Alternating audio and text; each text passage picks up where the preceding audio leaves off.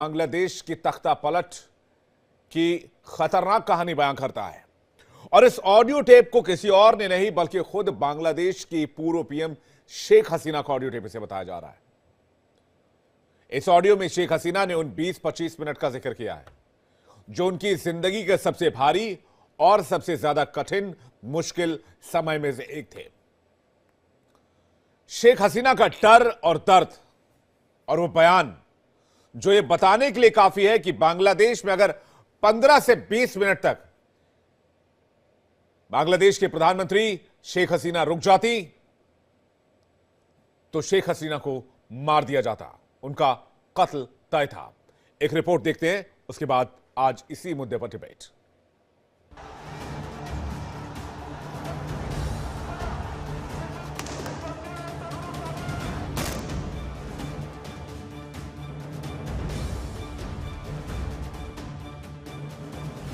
वो 20 मिनट, हसीना का छलका दर्द।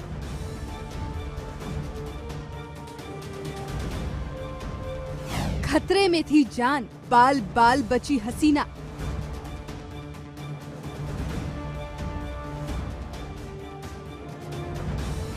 प्रदर्शन और बवाल, हत्या का था प्लान।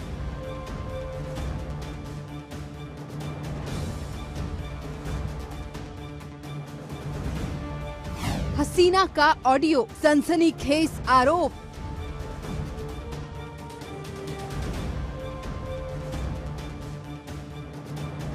बांग्लादेश के हालात कितने ज्वलंत थे, पड़ोसी मुल्क में किस तरह से मौत तांडव मचा रही थी, कट्टरपंथी कितने बेलगाम हो गए थे। इस बात का अंदाजा बांग्लादेश की पूर्व पीएम शेख हसीना के एक ऑडियो क्लिप से हो जाता है। शेख हसीना ने एक ऑडियो टेप जारी कर उस मंजर को बयां किया जिसमें वो अपने ही देश में असुरक्षित थी। इस ऑडियो में शेख हसीना ने यहाँ तक बताया कि अगर वो और उनकी बहन 20 से 25 मिनट लेट हो जाते तो उनकी हत्या हो जाती। আমি আর এখানে যে বেঁচে গেলাম মাত্র 20-25 মিনিটের একটা ব্যবধানে আমরা মৃত্যুর হাত থেকে রক্ষা পেয়েছি। আমার শুধু এটাই মনে হয় যে 21 আগস্টের হত্যাকাণ্ডের থেকে বেঁচে যাওয়া বা কোটিরপাড়া ওই বিশাল বোমের হাত থেকে বেঁচে যাওয়া, আবার এই 5ই আগস্ট এই বেঁচে যাওয়ার পিছনে নিশ্চয়ই আল্লাহর কোনো একটা ইচ্ছা আছে, আল্লাহর কোনো হাত আছে। शेख हसीना का ये ऑडियो टेप उनकी पार्टी आगामी लीग की ओर से शेयर किया गया था। 5 अगस्त 2024 को अपना मुल्क छोड़कर शेख हसीना हिंदुस्तान आ गई थी, जिसके बाद वो कभी बांग्लादेश नहीं लौटी। इस दौरान बांग्लादेश में न सिर्फ हिंदुओं पर हमले हुए, मंदिर तोड़े गए, सड़कों पर बवाल हुआ। ये पूरी दुनिया ने देखा। बांग्लादेश के इन हालातों के बीच हिंदुस्तान ही वो देश था जिसने एक सच्चे दोस्त की तरह शेख हसीना का पूरा साथ दिया, उन्हें आसरा दिया। जबकि बांग्लादेश के अंतरिम सरकार के मुखिया मोहम्मद यूनुस कई बार उनके प्रत्यर्पण की मांग कर चुके हैं। बांग्लादेश शेख हसीना के लिए कितना अनसेफ है ये हर कोई जानता है। ऐसे में उनका कई महीनों बाद अपनी चुप्पी तोड़ना, अपना दर्द बयां करना अवामी लीग को संदेश भी है और ये बताने वाला भी है कि बांग्लादेश में सत्ता पलटने के लिए किस तरह साजिश का खेल खेला जाता है। Bureau report, India daily.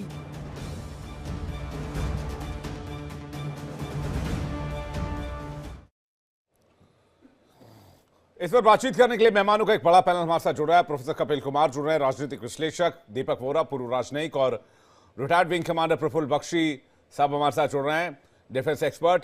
आप सभी का बहुत बहुत स्वागत है आज की डिबेट में और दर्शकों मैं आपका भी स्वागत करना चाहता हूं।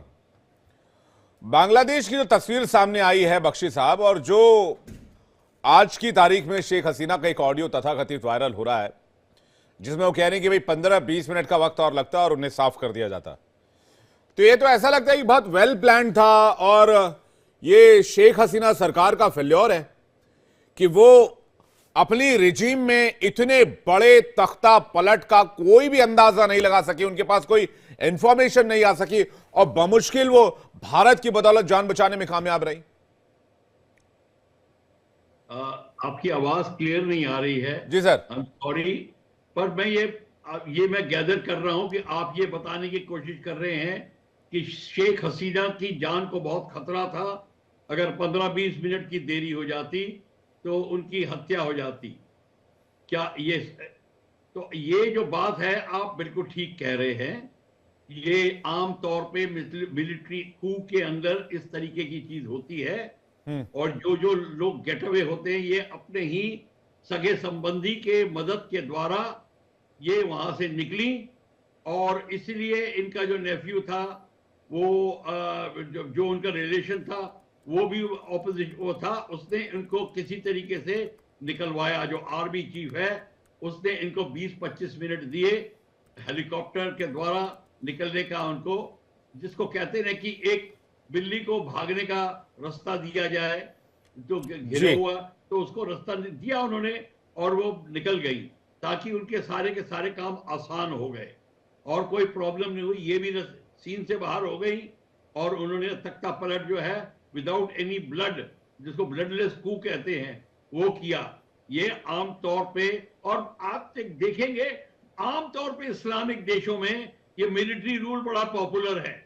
यहाँ पे डेमोक्रेसी नहीं होती, यहाँ पे आम तौर पे ही इस्लामिक रूल वो जिसको कहते हैं मिलिट्री रूल आता है। ये इनको बड़ा भाता है, इनकी जो थिंकिंग में है ये बड़ा इजीली एब्जॉर्ब हो इन्वॉल्व हो जाता है। तो ये बांग्लादेश में और कोई बड़ी बात नहीं है, ये बड़ी पुरानी चीज है, ये होती रही है, मिलिट्री रूल आता रहा है। तो इस तरीके से ये मामला जो चल रहा है, हमको कोई नई बात नहीं नजर आती। मिलिट्री ऑलवेज टॉप पोजीशन पे थी, चाहे अगर सत्ता में ही ना बैठी हो, घोड़े की लगाम उनके हाथ में थी आर्मी के, जैसे कि पाकिस्तान में है। ये कंटिन्यूअसली है, चाहे वो दिखाने के लिए शैम डेमोक्रेसी होती है पर वो बैठे होते हैं। तो यही यहाँ पे भी था। पर शेख हसीना बहुत ताकतवर थी और उनको अपनी ताकत का कारण और अपने कंट्रोल के कारण ये इनको ये जोखिम उठाना पड़ा। नहीं सर, जान बचाकर भाग जी तो बख्शी सर, पर अमेरिका का इसमें खेल है। अमेरिका नहीं चाहता था कि उसको उनके इंटरेस्ट के अगेंस्ट शेख हसीना ऊपर उठे। उन्होंने सेंट मार्टिन आइलैंड मांगा था, जो 1947 से जो पहले पाकिस्तान की गवर्नमेंट ने इनको दिया हुआ था।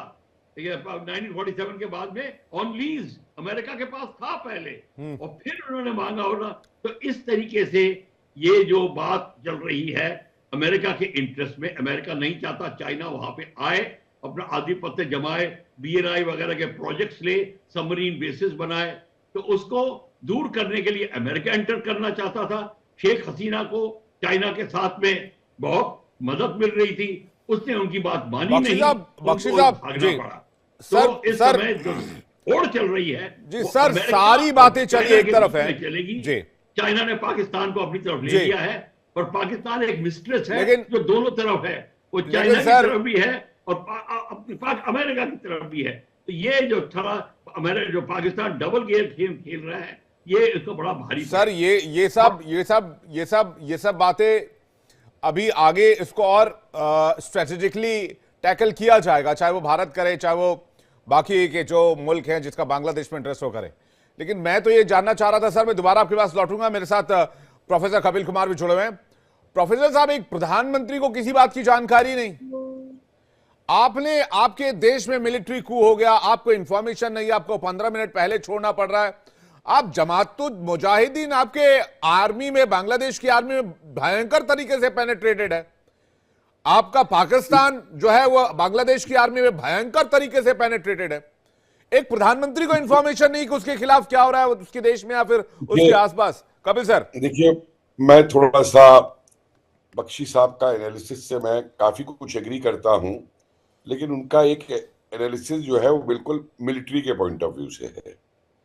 मैं कुछ एनालिसिस देना चाहता हूं एक सोशल साइंटिस्ट के पॉइंट ऑफ व्यू से। देखिए, शुरू से ही आप बांग्लादेश का इतिहास उठा के देख लीजिए, और हसीना के टाइम पे भी क्या बांग्लादेश से भारत में घुसपैठिए आने बंद हो गए थे? क्या बांग्लादेश के अंदर हसीना के टाइम पे कट्टरवादी नहीं पहुंच रहे थे? क्या पाकिस्तान की ISI वहां पे एक्टिव नहीं थी? क्या वहां पे फेनेटिक्स अपने पैर नहीं जमा रहे थे? तो इसलिए ये जो आप बिल्कुल सही कह रहे हैं कि एक प्राइम मिनिस्टर को इसकी अगर वो जानकारी नहीं है, जिसके अंडर में इंटेलिजेंस है, जिसके अंदर में पुलिस है, जिसके अंदर में मिलिट्री है, तो फिर वो कैसी कैसी प्राइम मिनिस्टर है? इसका मतलब वो तो सबसे मिलजुल करके अपनी सिर्फ सत्ता बना के चल रही थी। और आप एक और चीज देखिए, बात लोग चीन की करते हैं। मुझे ये बताइए, हसीना चीन गई क्यों थी?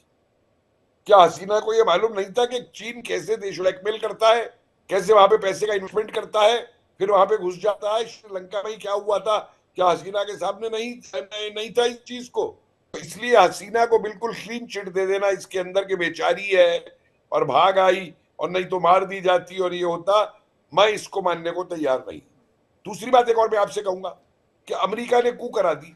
भाई अमेरिका ने तो सेंट मार्टिन आइलैंड जो है ये अभी मांगा था, मुझे बताइए दोबारा। लेकिन ये फेनेटिक तो वहां पे सालों से पैदा हो रहे हैं और पल रहे हैं, मुझे बताइए। और ये आप देखिए कैसी डिप्लोमेसी है अमेरिका की, अगर मैं मान लूं इस बात को कि जैसे सीरिया में अमेरिका ने किया कि उसे हटाने के लिए किंग प्रेसिडेंट को वहां हाथ फैला दिए कट्टरवादी इस्लामवादियों फेनेटिक्स के जो है टेररिस्ट ऑर्गेनाइजेशन जो है ISIS वगैरह। तो वही क्या अमेरिका फिर यहाँ बांग्लादेश में भी कर रहा था?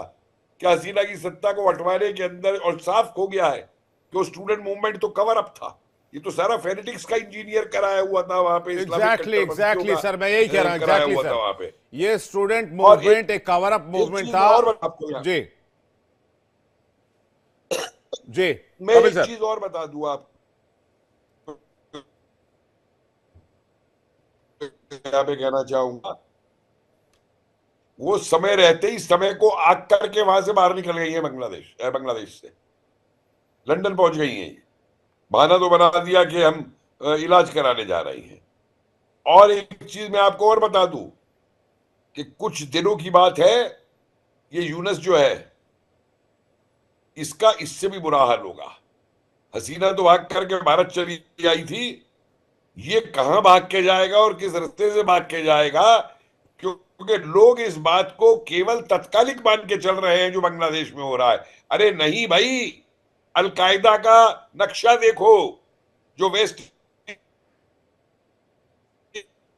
जी। प्रोफेसर साहब, आपकी आवाज थोड़ी रुक करना चाहते हैं।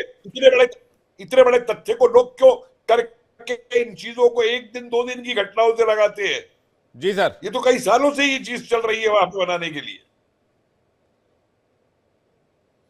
मैं आपके पास वापस लौट रहा हूं। कभी सर आपकी आवाज रुक रुक कर आ रही है, मैं एक बार ऑडियो चेक करा रहा हूं आपका। हाँ, ऑडियो चेक करा लीजिए। वोरा सर हमारे साथ जुड़ गए। वोरा सर, बहुत स्वागत है आपका थैंक यू, इंडिया डेली में। धन्यवाद। वोरा सर, थोड़ा सा आप अपना मोबाइल कैमरे का पोजीशन थोड़ा ठीक करें, सो दैट आपकी पूरी पिक्चर हम आपका जो मुस्कुराता हुआ और सेंसेशनल फेस है हम देख पाए। शुक्रिया वोरा सर।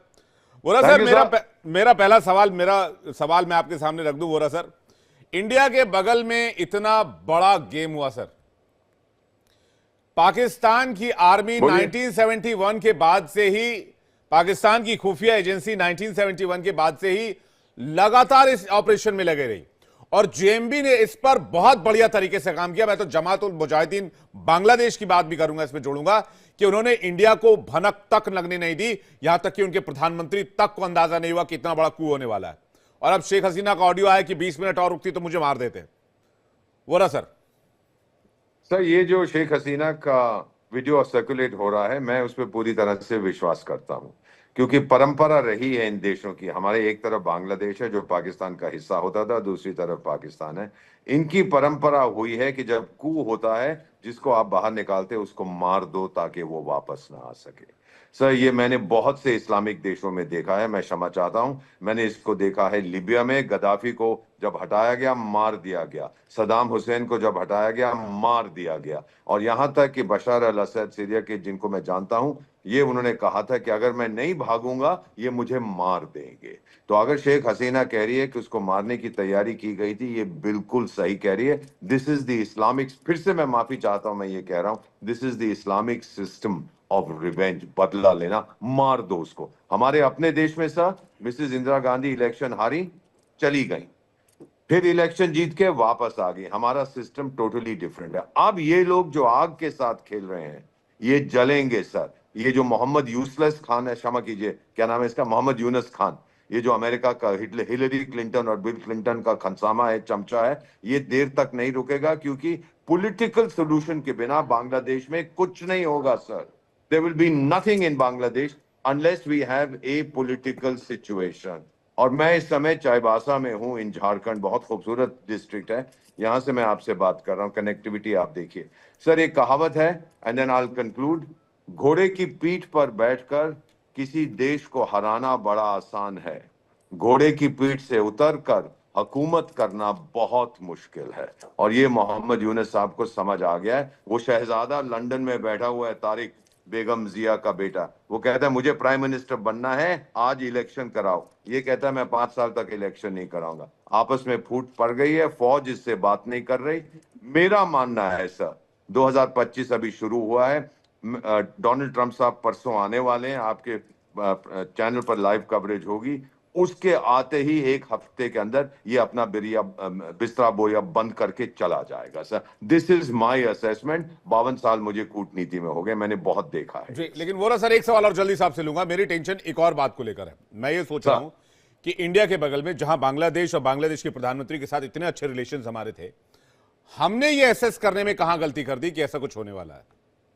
सर हमने गलती नहीं की थी, हम लोग देखते थे कि ये हो रहा है, देयर इज ऑपोजिशन, लेकिन कि अमेरिकन इतनी जल्दी से मूव करेंगे ये हम लोगों ने नहीं सोचा था। अगर ये चाहती, ये शायद उस मूवमेंट को क्रश कर देती और लोगों को मार देती। बहुत से लोग मारे गए थे, लेकिन इन्होंने सोचा कि अब मुझे जाना चाहिए और मुझे भारत जाना चाहिए जहां पे मैं सुरक्षित हूं। मेरा नहीं ख्याल हमने कोई गलती की है।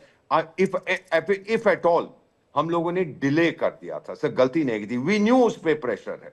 हमने भी एडवाइस दी थी कि आप अपना ध्यान रखिए, आप अपना सिस्टम ऑफ गवर्नेंस बदलिए, लेकिन वो नहीं मानी तो नहीं मानी sir. This is nothing to do with Bharat sir. Bharat intervene नहीं करेगा सर, हम किसी के देश के अंदरूनी मामलों में दखल नहीं देते हैं।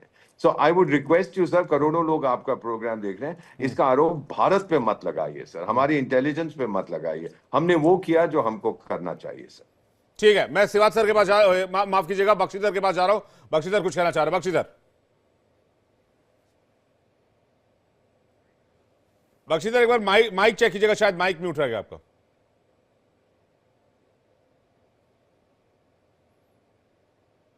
ये जी मेरी आवाज आ रही?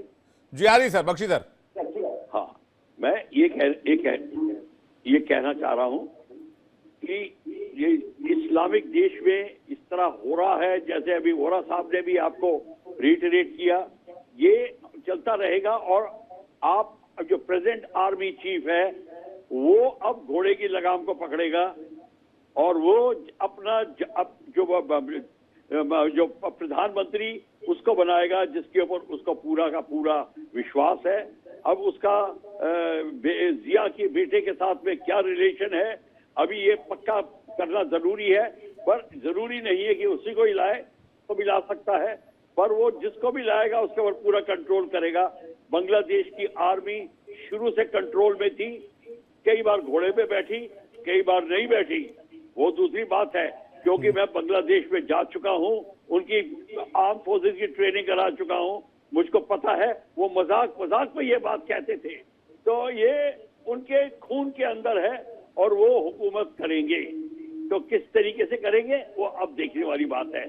क्योंकि शेख हसीना उनके लिए बहुत ताकतवर पड़ रही थी, जिसको वो हजम नहीं कर पा रहे थे, तो उनको भागने का मौका दिया, निकल गई।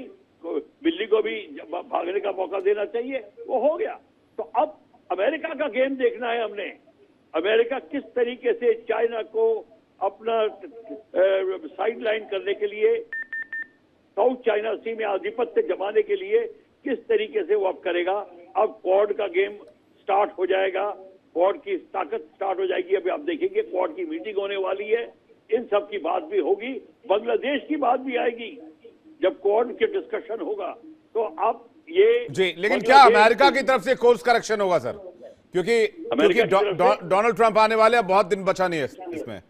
बिल्कुल डोनाल्ड ट्रंप आने वाले हैं और डोनाल्ड ट्रंप देखेंगे कि किस तरीके से वो पूरी सिचुएशन का कंट्रोल करते हैं, उनका मेन एम होगा कि चाइना को साइडलाइन करना। बाइडेन चाइना के काफी क्लोज था, उसके फैमिली में भी काफी लोगों का वहां बिजनेस इत्यादि था। जी, पर प्रोफेसर कपिल कुमार सर कुछ कहना चाह रहे हैं। सर मेरे पास टाइम बहुत लिमिटेड है, मैं कपिल सर का भी रिएक्शन से। मैं दो बातें कहूंगा कि एक तो जैसे वोरा साहब ने कहा कि हमारी एजेंसीज को अंडरमाइन मत कीजिए। जब सन 71 के अंदर हम वहां पे बम डाल सकते हैं जहां पे न्याजी बैठा हुआ था जिस बंकर के अंदर, तो आज तो हम बहुत आगे हैं, समझे आप। दूसरी बात मैं ये कहना चाहूंगा कि देखिए बांग्लादेश पे जो हो रहा है इसको केवल अमेरिका और चीन के नजरिए से मत देखिए, इसको अलकायदा और फेनेटिक्स के नजरिए से देखिए, वो क्या चाहते हैं और उसके अंदर फिर हमारी क्या भूमिका है उस नजरिए से देखिए।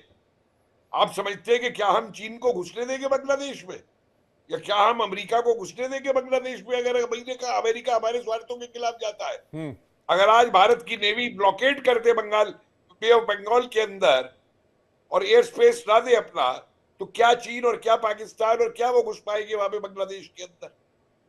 तो इसलिए जो है भारत का जो रोल है इसके अंदर, अक्सर लोग सिर्फ चीन अमेरिका की बात कर रहे हैं। आज भारत भी चौथी बड़ी शक्ति बन के खड़ा हुआ है। भारत के अपने हित है और भारत भी अपने हितों की पूरी रक्षा करेगा, और भारत की सरकार, भारत की डिफेंस, भारत की आर्मी, भारत की एजेंसी इस चीज को जानती है। और इनका तो इतिहास सही कहा वोरा साहब ने, वो आप पाकिस्तान का ही देख लो, लियाकत अली का कत्ल हुआ, भुट्टो को फांसी चढ़ाई, जिया का प्लेन उड़ा दिया, बेनजीर को बम से उड़ा दिया। ये तो इनका नाम, इनका काम है, इनकी फितरत में है, इनके डीएनए में है। और एक बात और मैं आपको बता दूं, मत भूलिए कि 71 के अंदर याहिया खान ने कहा था कि मैं बंगाली मुसलमानों की नस्ल बदल दूंगा, और इस नस्ल बदलने को उसने लाखों बंगाली मुस्लिम औरतों के बलात्कार करवाए थे। और आज जो ये नस्ल पैदा हुई है ना पाकिस्तान की जो बात कर रही है, ये वही नस्ल है, ये वही नस्ल है कि जो आज पाकिस्तान से गले मिल रही है और गले मिल करके जा रही है। तो इसलिए इसके अंदर ये जो फेनेटिक्स है, कट्टरवादी आतंकी इस्लामिस्ट ऑर्गेनाइजेशंस है, भाई ये शेखों को भी नहीं छोड़ेंगे। ये दुबई जानता है, कतार जानता है, कुवैत जानता है, ये सारे जानते हैं ये क्यों हट रहे हैं पाकिस्तान से। जी, लेकिन गेम बहुत तेजी से चेंज हो रहा है सर। थोड़ी देर में आप क्वाड की बात करेंगे जल्दी से। बुल्ला राज लाना चाहते हैं सर, आप जी जाना चाहते हैं सर, आप जो बात कह रहे हैं, लेकिन यहां मैटर एक कदम और आगे जा चुका है। चाइना ने जरूरी सामानों और मशीनों के एक्सपोर्ट पर सैंक्शंस लगाने शुरू कर दिए हैं, जो इंडिया को एक्सपोर्ट होते हैं। वो हमारी अर्थव्यवस्था को प्रभावित करने की कोशिशों में लगा हुआ है। उधर बांग्लादेश में अलग खेल खेल रहा है, पाकिस्तान के साथ मिलकर अलग खेल रहा है, तालिबान के साथ भी उठक बैठक कर रहा है। देखिए, हमारी कमजोरी है, जिस दिन ये बांग्लादेश में हुआ था, हम क्यों नहीं इसको जो है बे ऑफ बंगाल को उस दिन सील कर सकते हैं पूरी अपनी नेवी के थ्रू? हम क्यों नहीं कर सकते इस चीज को? इसमें कोई शक नहीं है कि जो अराकान की ये आर्मी है इस समय, बुद्धिस्ट आर्मी, इसको हम सपोर्ट कर रहे हैं। तो चीन अपना करेगा, जो हमें करना है हम करेंगे। उनको आर्म्स हम दे रहे हैं, उनको खाना हम दे रहे हैं, ये कोई छुपी बात नहीं है। नहीं, मुझे लगता है डोनाल्ड ट्रंप के आने के बाद एक जबरदस्त गेम शुरू होने वाला है। मैं वोरा सर से एक रिएक्शन, उसके बाद बख्शी सर आपके पास आ रहा हूं। वोरा सर, रिएक्शन देके मैं जा रहा हूं, मेरी रोटरी की मीटिंग चल रही है चाईबासा में। इतना आपको कहना है सर, जी sir, don't worry about this, relax. ये जो हो गया, अब हमने आगे की तरफ देखना, how to deal with it. बहुत दम है हम में सर, बहुत ताकत है हमें। We'll deal with this as we should. ये भाग जाएगा यूजलेस खान या यूनुस खान, जो भी इसका नाम है। इलेक्शन वहां होंगी, बीएनपी का आए, किसी का आए, उसके बाद पॉलिटिकल प्रोसेस रिवाइव होगा। नहीं तो बांग्लादेश भी sir, they are not terrorist. Majority of Bangladeshi आतंकी नहीं है, फिर उनको बहुत बुरा लगेगा। गृह युद्ध वहां शुरू हो जाएगा, ये मेरी भविष्यवाणी है। हम लोग करते नहीं है डिप्लोमेसी में, लेकिन मैं वहां के रोजान देख रहा हूं sir. Thank you very much sir, मैं आपसे इजाजत चाहता हूं। Thank you very much Vora sir for your precious time. Bakshi sir कुछ कहना चाह रहे हैं। बख्शी सर, आपका रिएक्शन। कह रहा हूं, इस समय हमारा इंटरेस्ट कन्वर्ज कर रहा है अमेरिका के इंटरेस्ट के साथ, और चाइना से के खिलाफ है, क्योंकि चाइना इस समय हमारी प्रायोरिटी क्लियर होनी चाहिए। हम बहुत पहले कर सकते थे ये सब कुछ। हम चाइना को आधिपत्य जो हमारे चारों तरफ घेरा है, हम रोक सकते थे, टीपीसी को रोक सकते थे, नहीं रोका। हम श्रीलंका में रोक सकते थे, नहीं रोका। नेपाल में जिस तरह छाया हुआ है हमने नहीं रोका, हम सिर्फ देखते रह गए और सिर्फ बात कर सकते हैं। ये प्रॉब्लम है हमारे साथ। हमारा कैपेबिलिटी है पर पॉलिटिकल विल होनी चाहिए और वो नहीं है हमारे में। इसलिए मैं बात कर रहा हूं कि चाइना और अमेरिका का जब होल्ड लगेगा, भारत को अपना इंटरेस्ट देखना पड़ेगा। और इस समय भारत का इंटरेस्ट क्रॉस बांग्लादेश आगे तक जाता है, क्यों को प्रेशर में करने के लिए अपने वेस्टर्न ईस्टर्न बॉर्डर में। अभी तो थोड़ा सा उसने डेपचोंग में और पीछे हटा है चाइना। ये सिर्फ दिखावा मात्र है। ये चाइना हर बार करता आया है और हमारे को धोखा देता आया है। हम इसके धोखे में नहीं आएंगे। पर क्वेश्चन ये है, ये सारी इंटरकनेक्टेड है। ये बांग्लादेश के थ्रू चाइना किस तरीके से घुसेगा, क्या करेगा, वो तो आपको पता है वो क्या करेगा। वो अपने पूरे बेसिस पे बनाएगा, अपने BRI और अपनी ट्रेडिंग और रेलवे लाइन सब कुछ वो भी करेगा। एवरीथिंग ही ट्राई सर टू डू। वो आपके नॉर्थ ईस्ट पर आकर बैठ जाएगा सर, सबसे बड़ी बात तो वो है। से बैठा हुआ है ऑलरेडी। वो तो सिर्फ आपको दिखाने के लिए पीछे हटा है। और आप अब शुतुरमुर्ग पॉलिसी मत अपनाइए कि हम सब कुछ कर देंगे। हमको करने के लिए गुर्दा चाहिए और गुर्दा हमारे में था, जो 67 में हमने दिखा दिया था। पर हमने जब गुर्दा नहीं था 62 में 48,000 स्क्वायर किलोमीटर सारा का सारा देके बैठे हुए हैं। अब बहादुरी दिखाने का समय जब आएगा जी, तो जल्दी से मैं कपिल सर का एक रिएक्शन चाहूंगा पॉलिटिकल विल के ऊपर। कपिल सर। देखिए, पॉलिटिकल विल तो भारत में जो आज है वो पहले से बहुत ज्यादा है। बख्शी साहब ये एग्री करेंगे कि आज हमारी सेना को पाकिस्तान के बॉर्डर के ऊपर क्या ऑर्डर है अगर पाकिस्तान फायर करता है तो। देखिए दिक्कत क्या है, 71 में भी जो पॉलिटिकल विल दिखाई गई थी और जो हम जीते थे, वो पॉलिटिकल विल जो है वो शिमला समझौते में खत्म हो गई थी। जब हमने 90-92 हजार उनके वापस दे दिए थे और बदले में अपने लोगों तक को नहीं छुड़ाया था वहां से जो हमारे वहां मौजूद थे। तो ये जो अप्स एंड डाउन होते हैं इंटरनेशनल डिप्लोमेसी की वजह से, मैं समझता हूं फर्क क्या है कि मोदी जरा ज्यादा ठंडा करके खाते हैं। और एक चीज बख्शी साहब मैं और कहूंगा आपसे कि 71 के लिए भी जनरल मैकरक्षा साहब ने 6 महीने का टाइम मांगा था मिसेस गांधी से प्रिपेयर करने के लिए, ये मत भूलिए। लेकिन जो कपिल सर जो खुलासे हुए हैं शेख हसीना के ऑडियो से और जिस रास्ते में बांग्लादेश जा रहा है, हमें कॉशियस रहना पड़ेगा, हमें बहुत सजग रहना पड़ेगा और अलर्ट रहना पड़ेगा। बांग्लादेश के एक एक मूव को, एक एक स्टेप को बहुत क्लोजली वॉच करना होगा। आप दोनों मेहमानों का बहुत बहुत शुक्रिया सर। कपिल सर का समय इतना